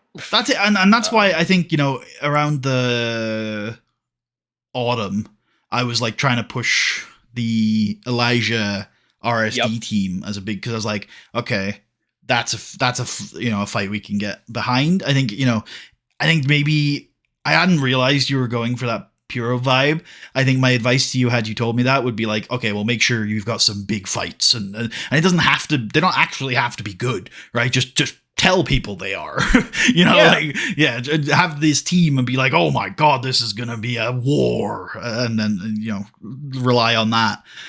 Whereas it has felt like they're just sort of hanging around and doing stuff, and the problem then becomes that they stop doing stuff. But I think we came up with a plan recently, right? And they are defending their titles tonight on SmackDown. So I see a future for them, and I like. I think I said this to Tucker when we had that conversation. It wasn't that I disliked Seek and Destroy. My problem was I like Seek and Destroy. I want them to succeed. I just it's not happening at the moment. Right, and how I would take that is like, we need to give them something to either their characters or something like that to make them get on TV more, to have them spark in our memory and be like, right, we have to get these guys on here, and they have to do this thing, whatever that might be. Yeah. I think of like the ongoing Armando thing as something where I'm like, oh well, we have to now get all these different pieces involved constantly on TV, because we have to keep that progressing. Not that I'm like, let's have Seek and Destroy kill a manager and do a big drama about that. Obviously, I just mean, well, you remember that's what I've always thought. You remember what the plan is, right, for this match? No, not really at all. So okay, cool. Well, I guess we'll leave that for now. Be a big surprise for me, ladies and gentlemen. Whoa. Yeah, cool. Any tag team you can think of that isn't on here that? Well, there's Kurt Hawkins and Zack Ryder, who were on here at some point, because they did end the long reign of Paul London and Brian Kendrick. Tag and team champions, yeah. yep, and they feuded with the Undertaker intermittently. I think it's right that they're not on here. All of these teams are successful, and they are not. But yeah, I hope they've had a reincarnation at the end of this year. And Yes. I like those guys. I hope that they do something. I think we both enjoyed the repackaging of the totally radical dudes. Yes. Shelton Benjamin and Charlie Haas had they did a lot this year, actually. I was about to say they had a thing at the start. They've actually a lot of on and off. Yeah. They did win the titles, I think, at some point this year. Maybe that was the end of last year. I think it was the end of last year. Might have been, yeah. Gonna lie. Might have been. But yeah, again, I just don't think consistent enough to be ahead of these 4 teams. And then the last one would be Cody Rhodes and Ted DiBiase, who definitely had a reign this year. I think that kind of got caught up in Ted's singles stuff. Ironically, I think Cody's has ended up having the I don't know if I'd say the better year, but he's in a better spot even before the injury. I'd say he got to a better point. Yeah. Cody and Randy seem to just be hitting it off in a really good way, which I like. Ted had a great summer. I loved Ted's feud with Jeff. I was really big on that as well. I was trying to find, okay, how do we get Jeff into this position I want to get him into? And once the Ted stuff clicked in my head, I was like, yeah, that's definitely it. And then it ended up landing, in my opinion. So I was really happy with that. But yeah, you're right. What I'm saying is essentially what you're saying, which is that even though they were a very successful tag team this year, they've sort of had their story is one of 2 guys who are also a tag team. Yeah. All right. Moving on. We've got male young wrestler of the year, which we don't really have a criteria for, but maybe we'll do breakout star. We'll look at that in this section. Yeah, sure. Male young wrestler of the year, Kenny. Kenny Dykstra. I mean, yeah, sure. And the female young wrestler of the year, Lena again? No. Serena. Oh, well, I mean, those are interesting and cool picks. I like that. So let's jump up to wherever that is. There it is. It's at the bottom. Breakout star of the year, which is wild to me how overwhelming this result is. I mean, obviously we have pushed him to the moon, but it's interesting. Go ahead. I'm like, I got 2 memes for it. One that I've told you before, which is the no changed this motherfucker's life, and then also the classic, we changed this broke motherfucker's life. There is a world in which we just never used him at all, right? Because Kali never got used. And he very much is in the same mold of wasn't that good, was pushed pretty hard, probably rightfully considered overrated by the traditional wrestling observer, criteria. But we had a pitch for him. We gave him a chance. We saw a few clips that resonated with us. We kept booking him, and he didn't stink up the joint, and we enjoyed it. So here he is at the end of the year, and I'm kind of shocked at how the response to this is, but clearly, I'm not saying this was a killer's row or anything, but Beth Phoenix won Female Wrestler of the Year, so clearly this was a competitive category, and Kozlov just smashed it. Yeah, I mean, I think he's phenomenal. I have nothing else to say other than he's so fucking great. I love him. I love him too. Yeah. Yeah, his character stuff is fantastic. He's benefited, I think, from feuding with his best foil. Triple H. Yeah. Okay. Yeah, I agree. Half year of SmackDown. But I also think the stuff that we've done, kind of recasting him, and how he wrestles has been phenomenal. And that's always the biggest thing when we can completely just say this guy doesn't fucking wrestle like he wrestles like we tell you he wrestles. That's where the guys click. I agree. I think of Renee. Yeah. Well, the thing is interesting, and maybe Renee is an apt comparison, is that I think in some ways we are a little bit different on Vlad.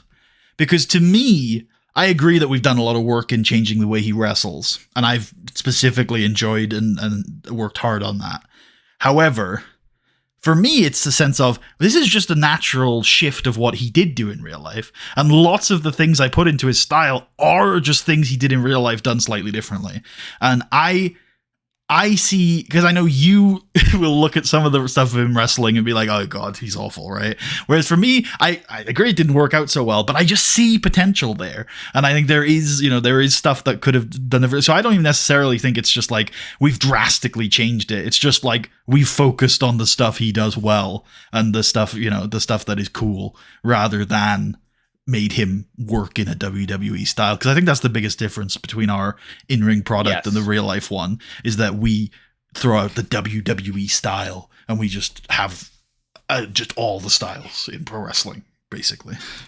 Yeah, and the WWE style is I don't want to say it's probably what most of our guys end up working, just because a lot of them are WWE guys. Big shock. I don't know if that's true anymore. There are a lot of grapplers and a ton of cruiserweights.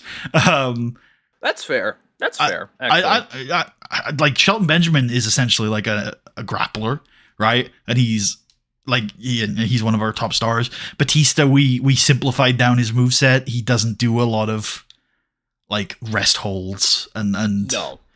He's just doing his spots. Randy Orton is, we've changed his style a little bit. So the only guy out of the pillars that wrestles in what I would call a WWE style is probably Cena, and he's like the best at it anyway. Like he's just really good at it. So yep.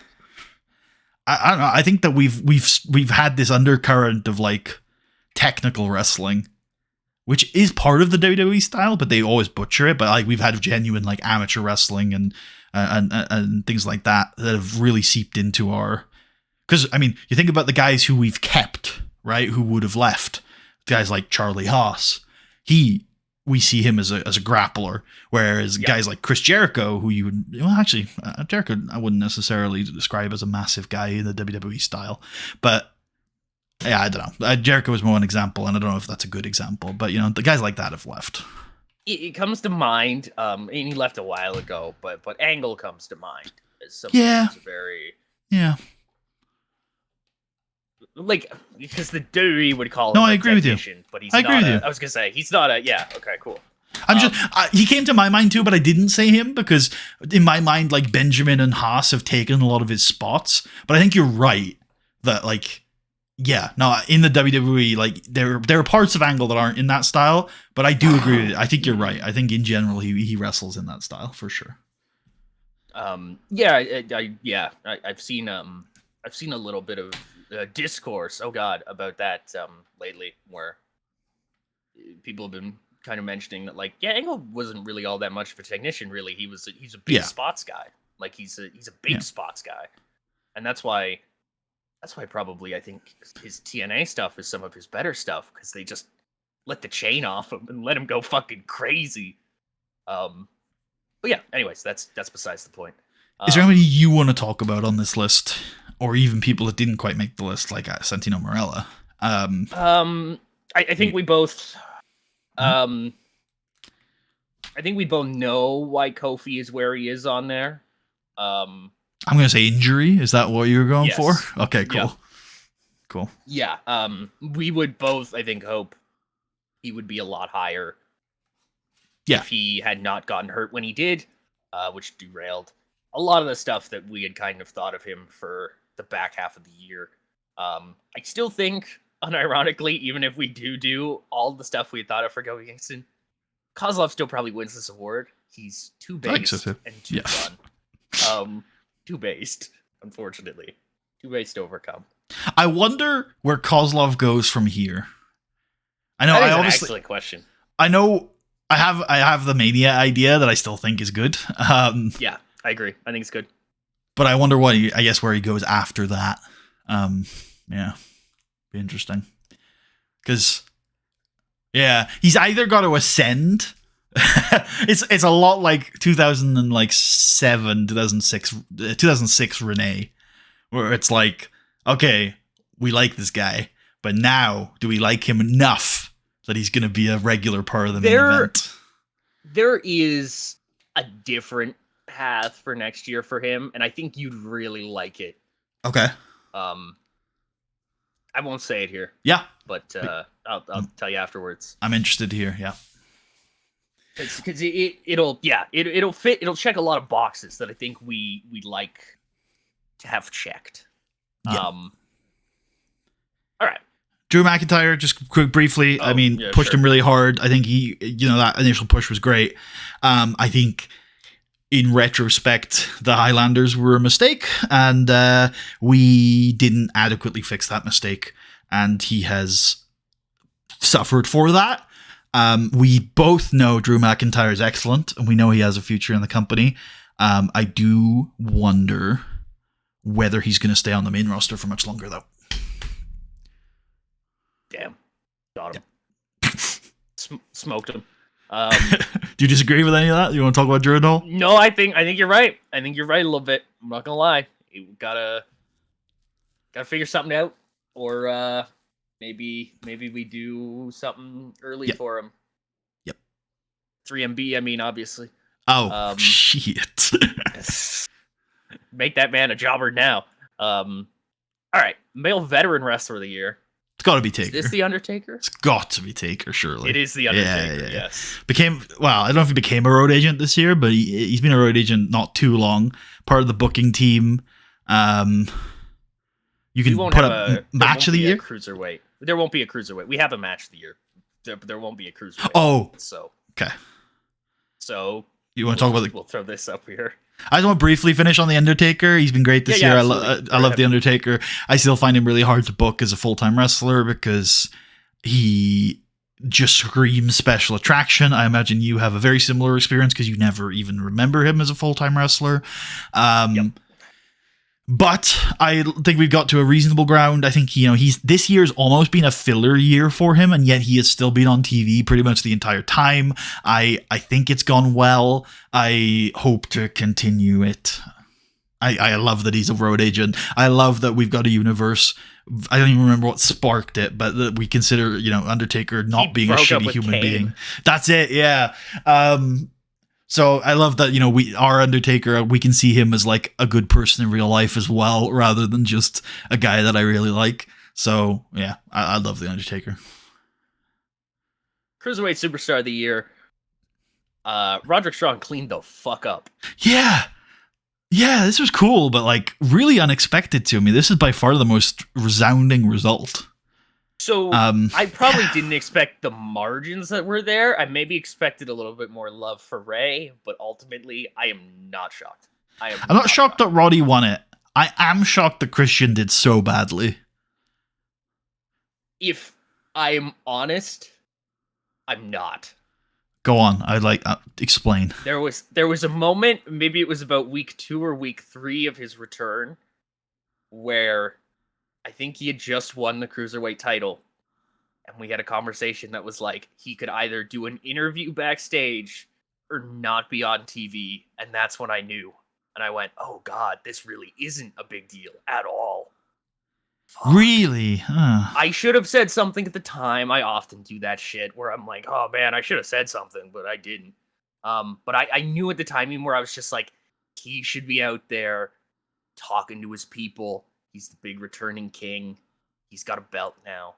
I kind of knew a little early on that like, shit, Christian is not a big deal.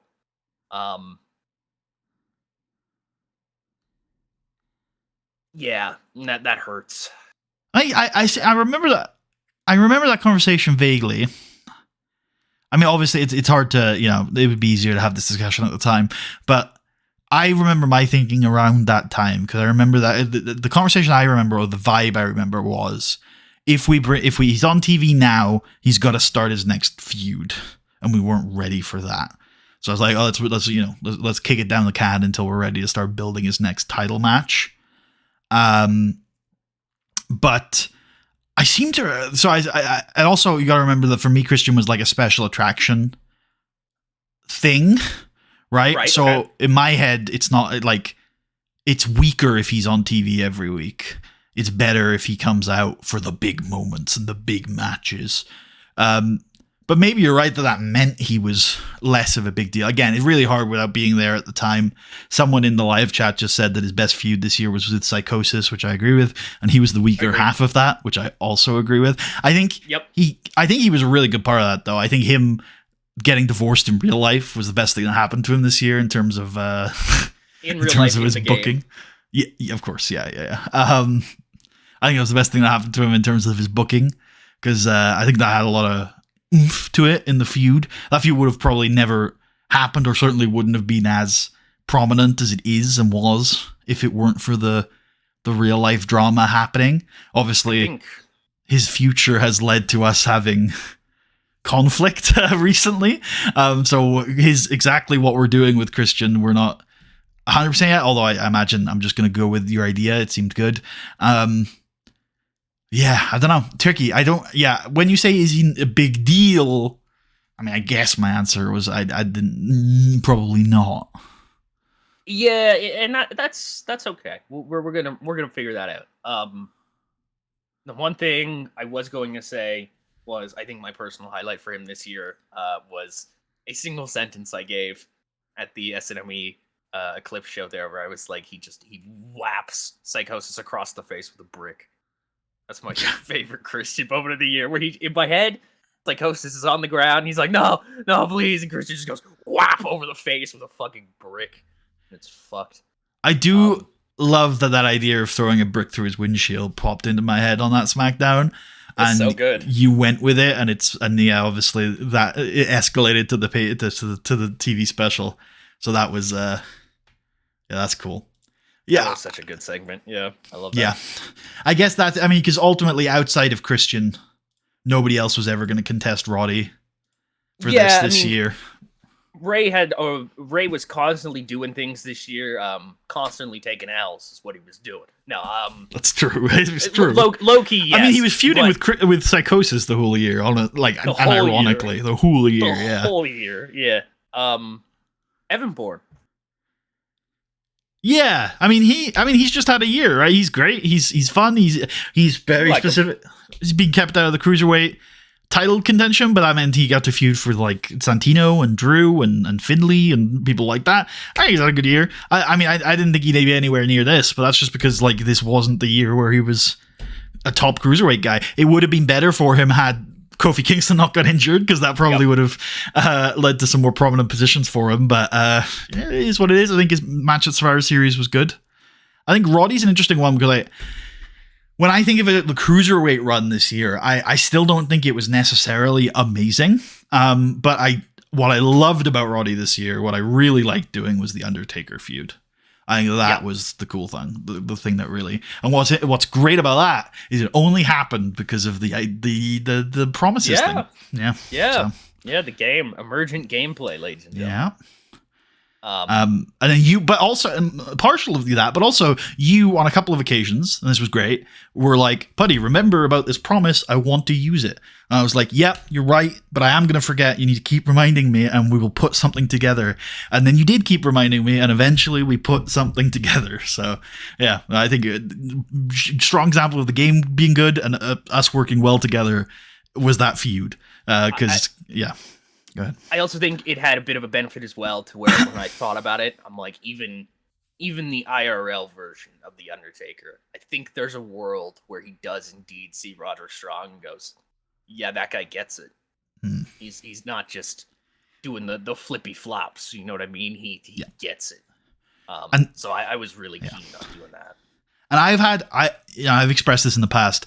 I've had some level of concern about Roddy being this dominant cruiserweight right after we had Gregory Helms be this dominant cruiserweight, because I do see a lot of overlapping character and style between those two guys. But the version of Roddy Strong that we have now, post Undertaker feud, post my vision in my head of him bulking up a little bit, of adding a single leg running drop kick to his moveset, I really like that version of Roddy, and I think him showing up at Eclipse and just kicking Ray in the head is like perfect. Like, I'm in, I'm ready. Let's have this fight. Let's see this. Let's see Roddy Strong versus Rey Mysterio, and I think that's the perfect place for a guy to be in.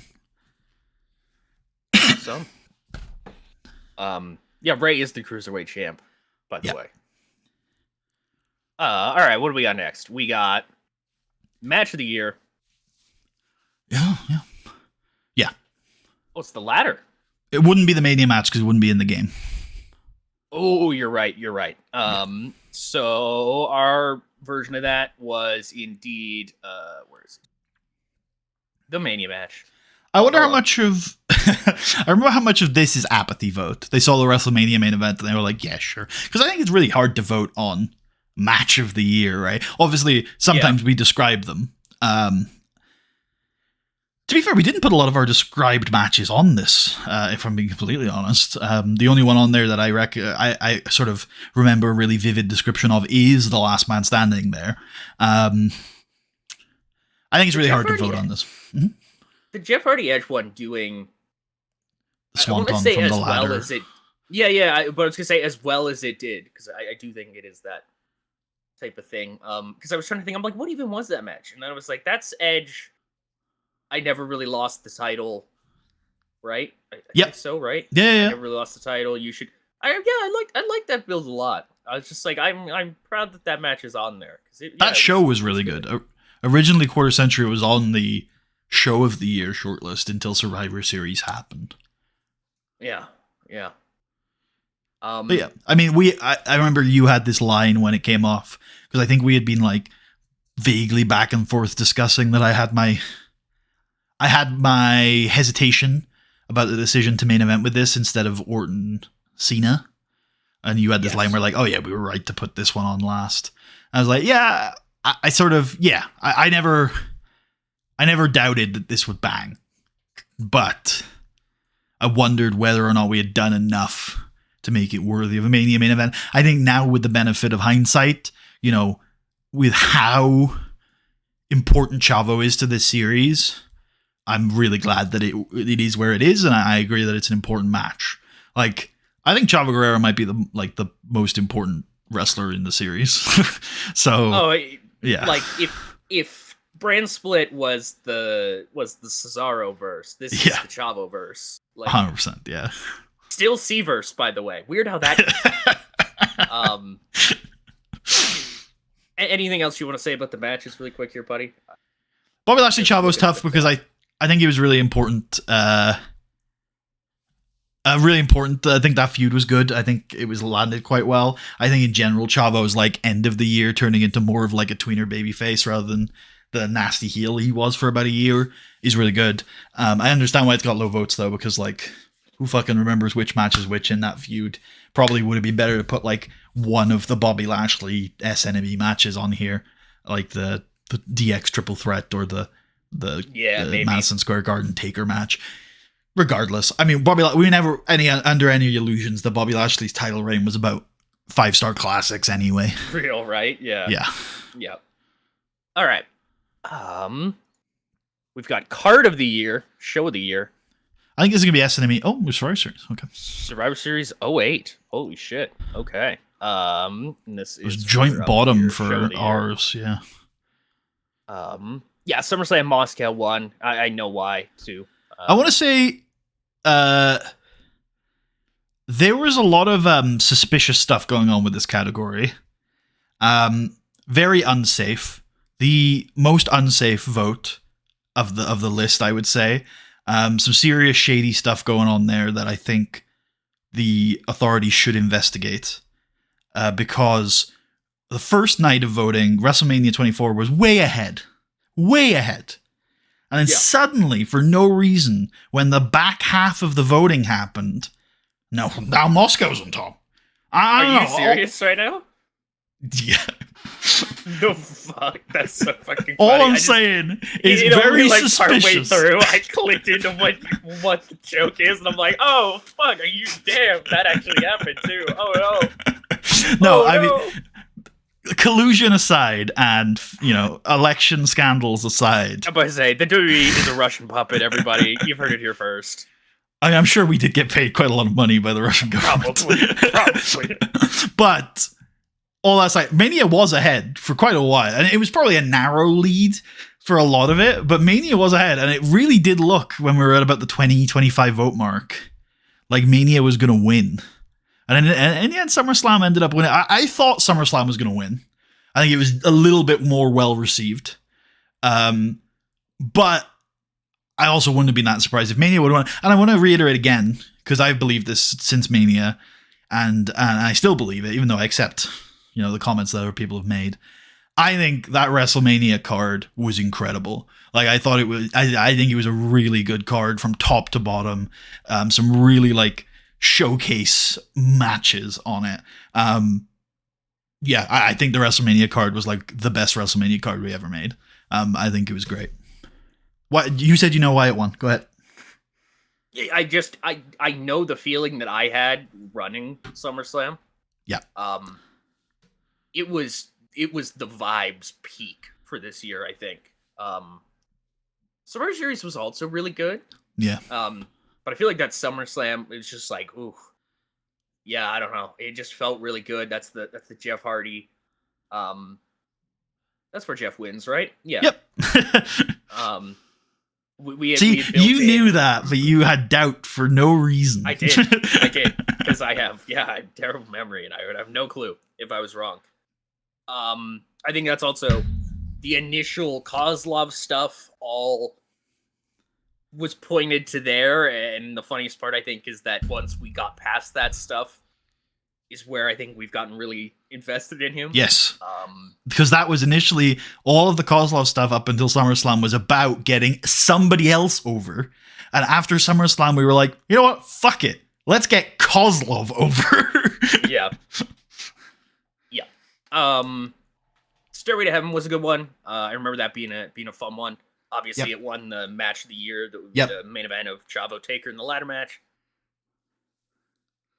In a lot of ways, I wonder whether Stairway to Heaven for me is the emotional finale of the Taker Chavo feud, because I know they have the Hell in a Cell, but by that point it's very much just Taker versus Kevin Nash. I also, I don't mind the Hell in a Cell. It was fine, but I don't necessarily know how necessary it was. I wonder whether, I just know for a fact, if the Hell in a Cell versus Edge doesn't happen in real life, we never think to do it. So right. It's one of those things where it's just a nod to real life, which I think is fine. I've always described this as a remaster. I like delving into those what ifs. That's one of the reasons why I tried to do the Mr. Kennedy as Vince's illegitimate son stuff. I think that's cool. But I think in this occasion, reason why we tackled that crazy shit in general, really. That's true. That is true. Also, it was getting Vince off screen because he should be off screen by 06, 07. That's true. Although I think we only started thinking like that a little later into it. But yeah, I do. That was a part of it. Certainly by the end, we were like, oh, thank goodness this came up at the right time. Yes, certainly there were real life things that caused that. But I also think there was a conversation we had earlier on. Get him off screen. He does nothing of value after 07, 08 anyways. So fuck it. Get him the fuck out of here.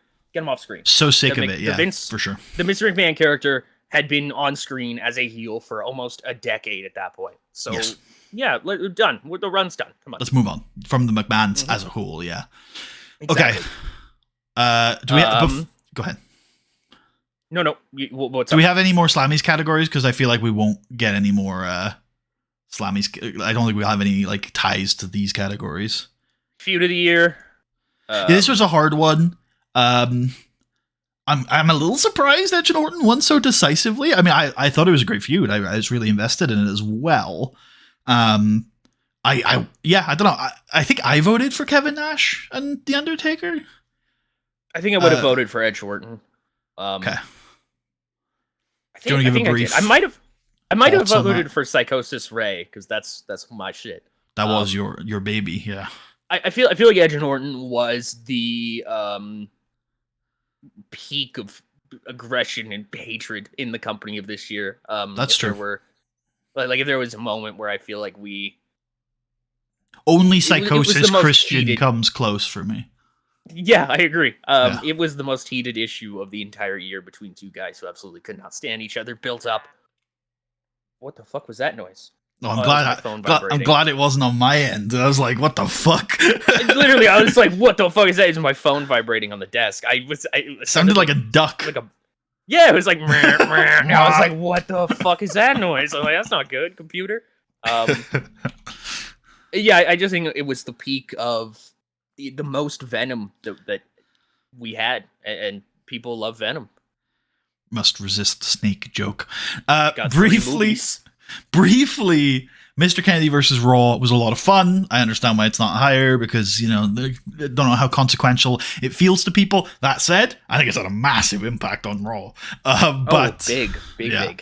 I really like it. I thought it was also one of those things where it's like it's so risky to have a feud that doesn't have a natural match to it. We were so many times like, oh, I wish Austin. Well, I was so many times like, I wish Austin could work this, that, and the other. And I was like, oh, what's the end? What is the end point of this feud? And when finally we found the Survivor Series concept, I'm really happy with how that turned out. I also had no idea who was going to win going into it, and then when it sort of clicked in my head that there's some content to do if Kennedy is the interview overlord, and then we immediately had something for Amy Weber to do, and we're like, okay, great.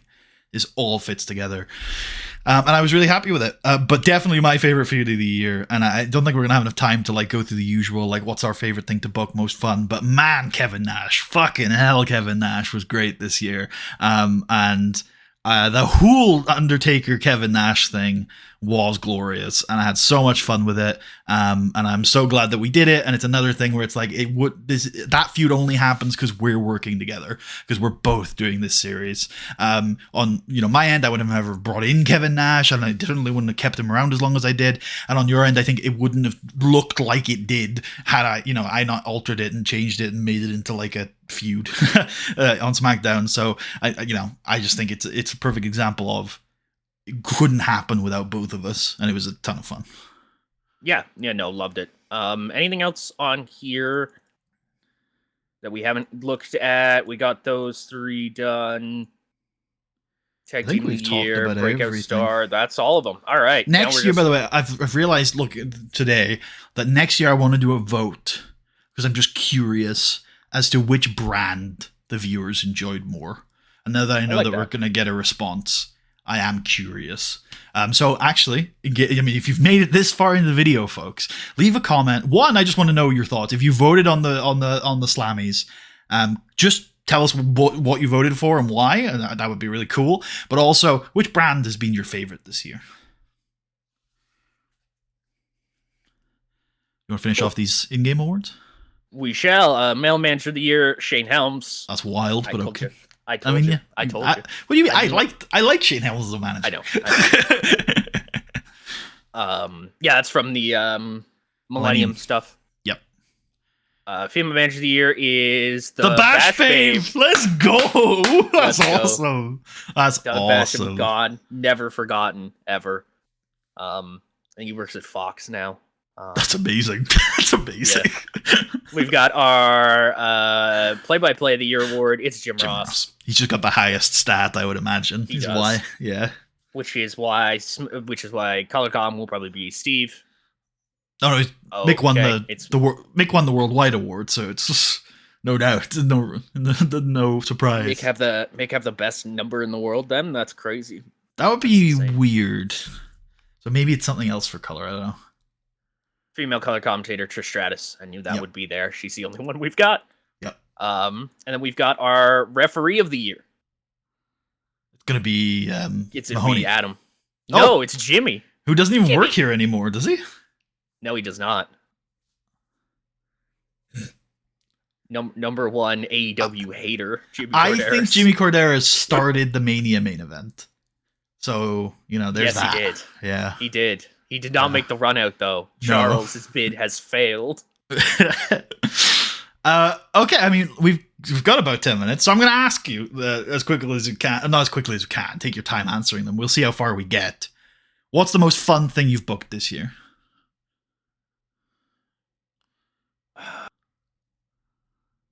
Fuck, that's tough. There's 3 things that come to mind. Psychosis Ray, for just continuously spiraling further and further out of control. Kevin Nash, based meme god, love him. The whole thing is just fantastic. Exactly what I kind of hoped would happen from him. And John Morrison doing the whole fucking insane ass character idea and then struggling through trying to figure out what the fuck I meant by any of it. And I'm like, I don't even fucking know, man. I said some words. I hope you're happy with where it is now, because I know you've relinquished a little bit of control. It. Okay, cool. I love it now. Like the vibes that I get from him and the Miz together now, it's like it's perfect. Thank you for landing that. I'm happy you're happy.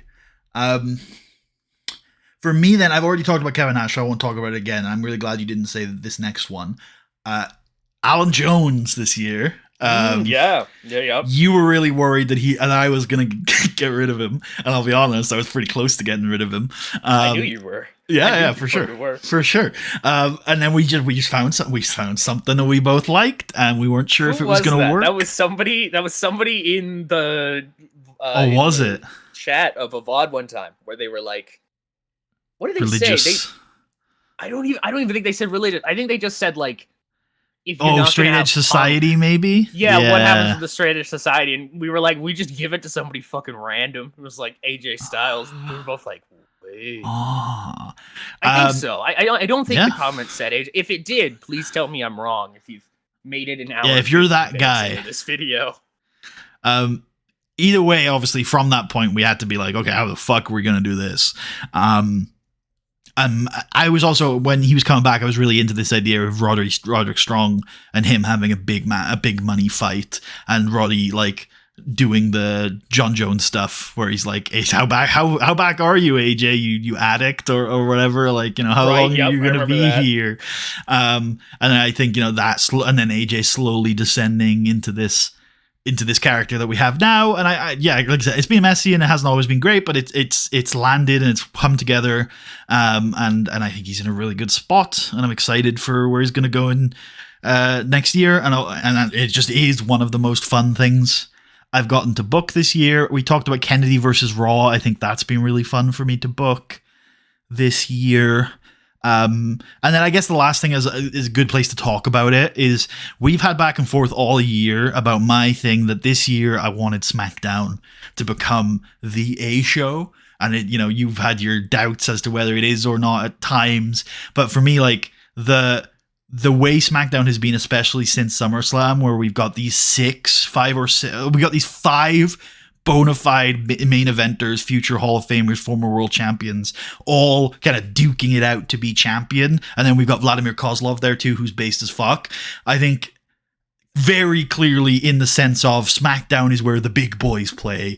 It's the A show. And it's great because like Raw has all four of our pillars over on Raw, but SmackDown has, you know, the names that have come up in this series over and over and over again, and who we think of as the big main event wrestlers. You know, your Chavo Guerreros, your Undertakers, your Shawn Michaels, and then also Triple H is there, who is, you know, has his main event qualities as well, and Bobby Lashley's obviously been the world champion through most of that. And I love that Bobby has been the world champion, because you've got these huge names, and who's the world champion through it all? This younger guy who's been super fucking over for the last 2 years and has waited patiently for his spot, and he's absolutely blown it out of the water. And, you know, we've had guys who've been world champion before, who we've specifically put against really good wrestlers, and they haven't done that well. You know, Booker T always comes to mind as a guy who underperformed in his title run in 2006. Yeah, yep.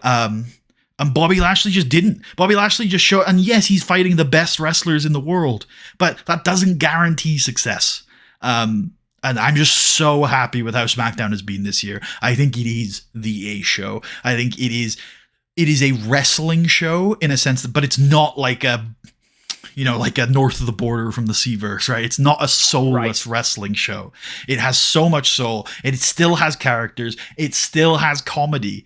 It still has a bunch of weird gimmicks. It's the more gimmicky show, and yet still it's this pinnacle of wrestling. And it's not going to remain like that. So I just want to look back at 2008 and say, like, man, this was a year. This was a year where if you tuned into SmackDown, you were likely to either watch a big match or the build to a big match. And I think that was really cool.